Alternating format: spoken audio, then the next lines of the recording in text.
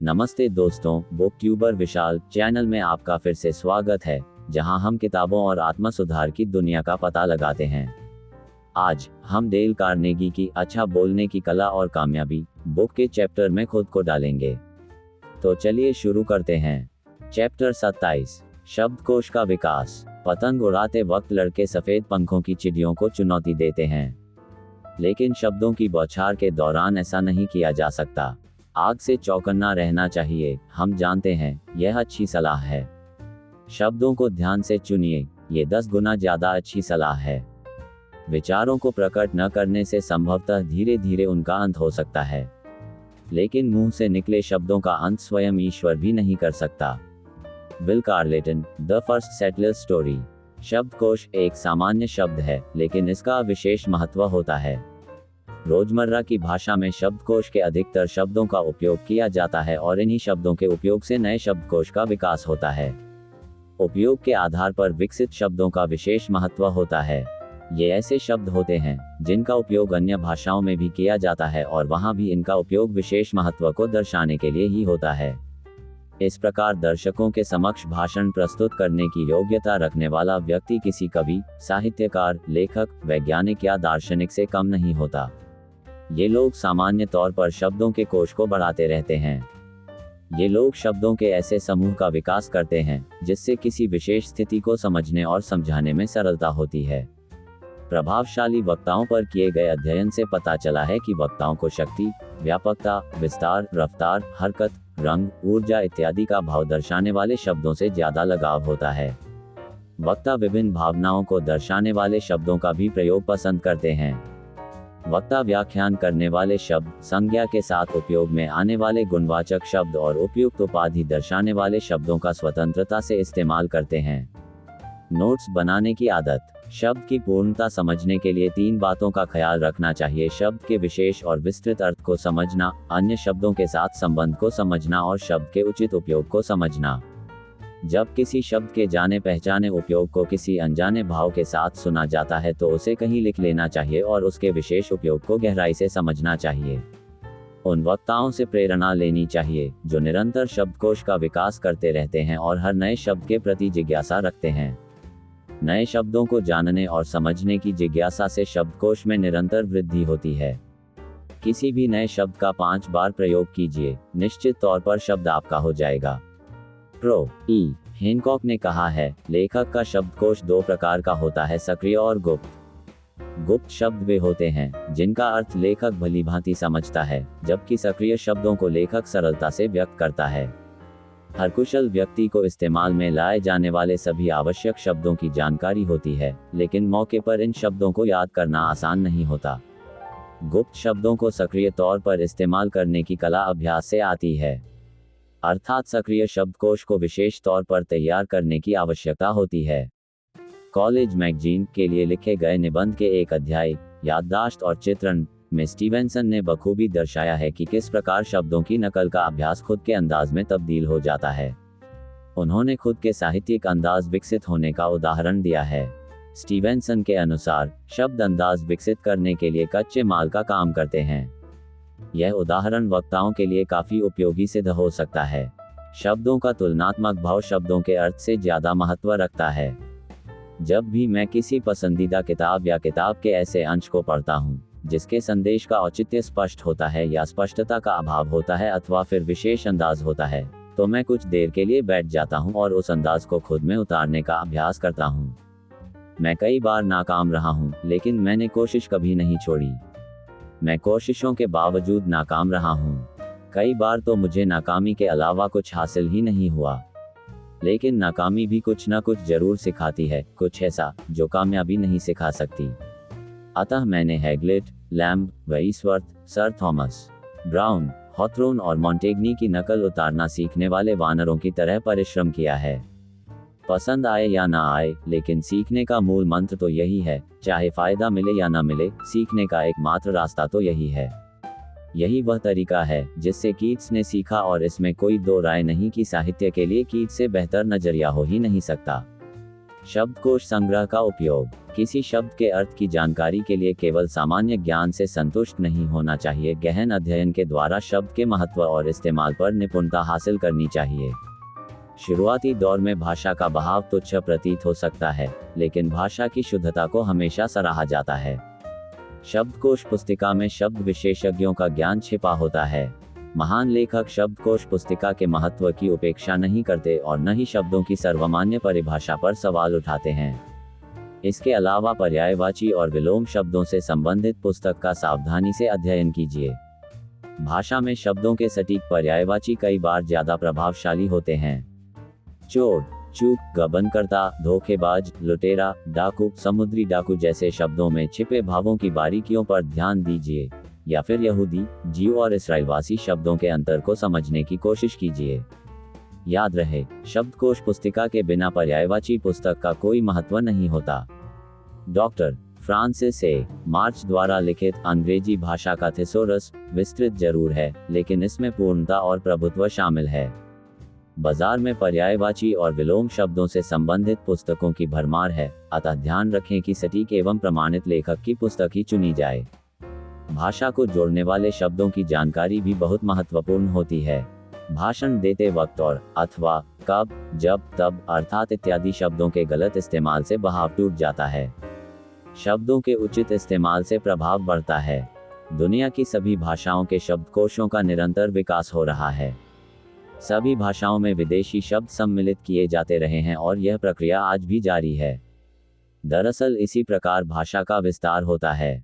मुहावरों और कहावतों से संबंधित पुस्तक के अध्ययन से ज्ञात होगा कि आज की भाषा शैली में किस प्रकार संदेश के अर्थ को अनर्थ में तब्दील कर दिया गया है। अर्थात भाषा से संबंधित सभी शैलियों का गहन अध्ययन आवश्यक होता है। शब्दों के अर्थ की जानकारी रखने वालों से चर्चा। भाषण शैली में आमतौर पर रोजमर्रा में इस्तेमाल की जाने वाली भाषा का इस्तेमाल होता है। इस प्रकार दर्शकों से संबंध स्थापित करना आसान हो जाता है। अतः वक्ता को भाषा और शब्दों की जानकारी रखने वाले बुद्धिजीवियों के संपर्क में रहना चाहिए। किसी शब्द के महत्व पर किया गया वाद विवाद निस्संदेह सकारात्मक परिणाम पर खत्म होता है। ऐसे वाद विवादों से शब्द की बारीकियों की जानकारी मिलती है। शब्दों के अर्थ को गहराई से समझने वाले वक्ता के व्यक्तित्व में वजन स्वाभाविक तौर पर महसूस होते लगता है। सटीक शब्द खोजने में ईमानदारी बरतनी चाहिए। पुस्तक के गहन अध्ययन से पुस्तक का महत्व 3 गुना बढ़ जाता है। शब्दकोश को रोजाना दिए गए 10 मिनट चमत्कार कर सकते हैं। फ्लॉबर्ट ने कहा है, मैं अपनी लेखन शैली से चिड़चिड़ा होने लगा हूँ। मैं ऐसा व्यक्ति हूँ जो संगीत का आनंद तो उठा सकता है, लेकिन वॉयलिन पर संगीत पैदा नहीं कर सकता। मैं मस्तिष्क में धुन सोच तो सकता हूँ, लेकिन वास्तव में बजा नहीं सकता। दरअसल धुन तैयार करने का सामर्थ्य मुझ में है ही नहीं। इस प्रकार बेचारे की आंखों से आंसू टपकने लगे और हाथ से वॉयलिन नीचे गिर गया।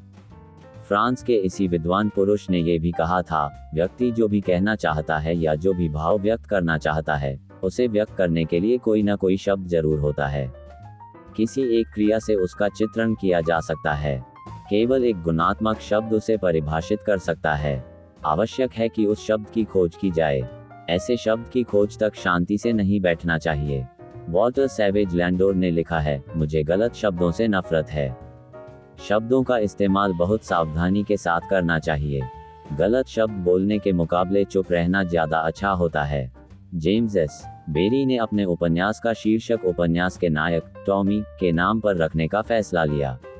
उन्होंने लिखा कि उपन्यास का नायक टॉमी लेखक की जगह शेर बन जाए तो कोई आश्चर्य नहीं होगा। टॉमी ने अपने एक मित्र के साथ गिरजाघर में एक दिन नामक शीर्षक पर निबंध लिखने के लिए स्कूल प्रतियोगिता में हिस्सा लिया। वह निबंध के विषय में लगातार बोलता रहा और फिर शब्दों के अभाव के कारण अचानक चुप हो गया। लगभग 1 घंटे तक वह सटीक शब्द की खोज करता रहा। तभी उसे पता चला कि निबंध लिखने का निर्धारित समय खत्म हो गया है और वह प्रतियोगिता हार चुका है। बाकी व्याख्यान बेरी की जुबानी सुनिए। निबंध, वह कोई निबंध ही नहीं था। ऐसा लग रहा था किसी पेड़ के नाम पर केवल टहनी पेश की गई हो। निबंध के दूसरे पन्ने पर सब कुछ अचानक ठहर गया था। हाँ, ठहराव एकदम सही भाव है। टॉमी के पास निबंध को आगे बढ़ाने का कोई रास्ता नहीं था। वह अचानक ठहर गया, जैसे कहीं बुरी तरह फंस गया हो। शब्दों की कमी की वजह से टॉमी को जनता का तिरस्कार सहना पड़ा। कौन से शब्द? अध्यापकों ने चिड़चिड़ाहट के साथ टॉमी से सवाल पूछे, तुम किन शब्दों की खोज में अटक गए थे? लेकिन वह फिर भी नहीं बता सका। वह किसी ऐसे शब्द की तलाश में था जिससे ये स्पष्ट हो जाए कि गिरजाघर में कितने लोग मौजूद थे। वह शब्द बार बार उसकी जुबान पर आ रहा था, लेकिन सभी प्रयास विफल साबित हुए। जनसमूह उसके जेहन में चल रहे शब्द के काफी करीब था, लेकिन फिर भी इस शब्द से उसे अपने भाव प्रकट करने में असुविधा महसूस हो रही थी। वह घंटों तक आंखें झपकाता रहा, सही शब्द की तलाश में घंटों सोचता रहा, लेकिन केवल निराशा हाथ लगी। सभी अध्यापक बहुत नाराज थे।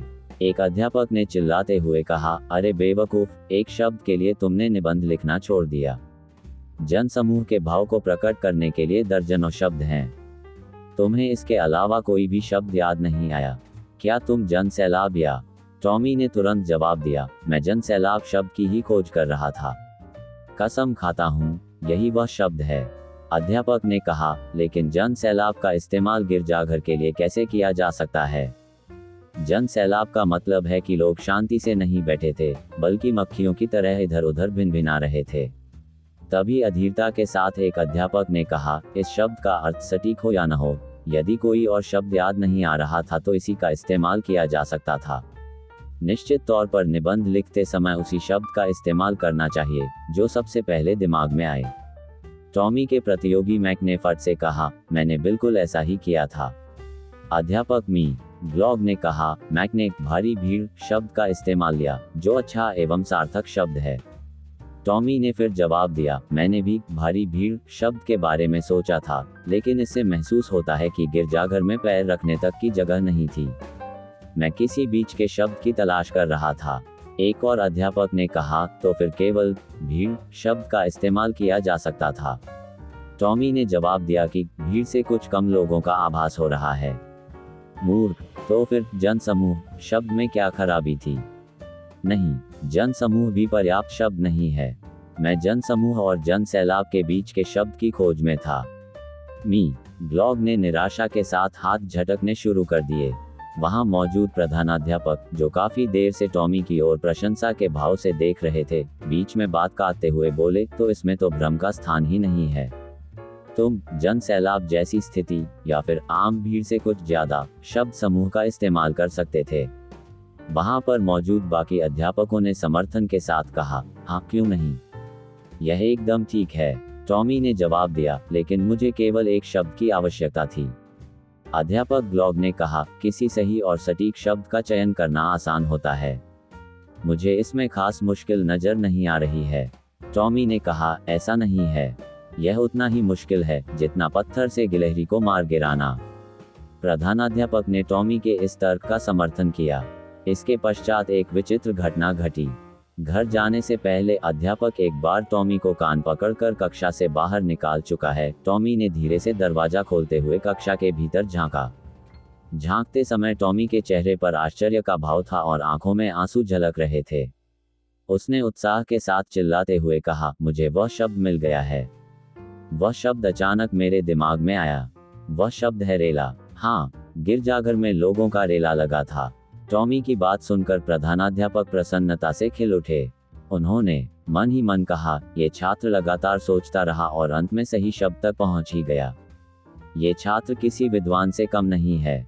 अपने समय का सबसे अच्छा इस्तेमाल करें। कुकू FM एप्लीकेशन पर अनगिनत ऑडियो बुक्स, दिलचस्प कहानियां और अधिक का आनंद लें। प्रीमियम सब्सक्रिप्शन पर एक्सक्लूसिव 50% छूट प्राप्त करने के लिए कोड FMRMT85 का उपयोग करें।